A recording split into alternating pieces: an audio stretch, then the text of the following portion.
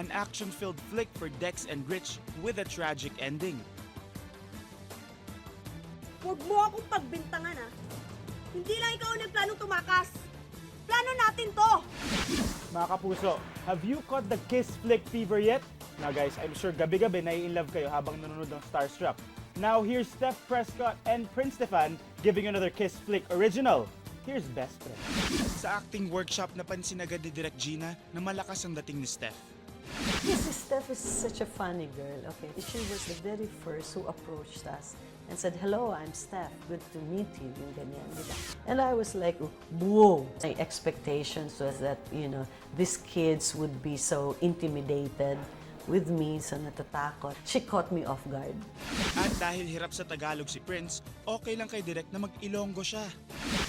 Prince, in-encourage ko sila na kung saang lengguwahe nila ma-express yung sarili nila. Ayokong maging balakid yun. Ayokong maging black yung language nila or yung dialect nila sa pag-express ng mga sarili.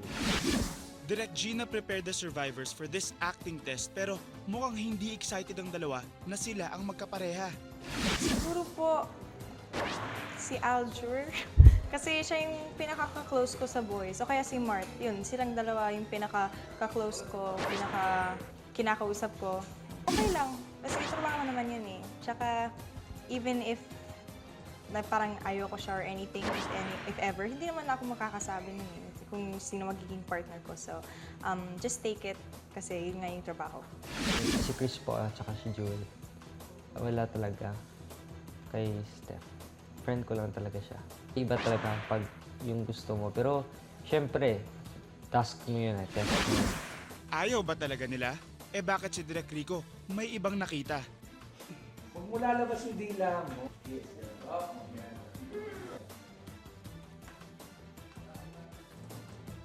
Pero meron akong alam. Si Prince naglabas ng kanyang dila. So, sabi ko, Prince, bawal yon. Trabaho lang o totohanan na? Let's watch their kiss flick and see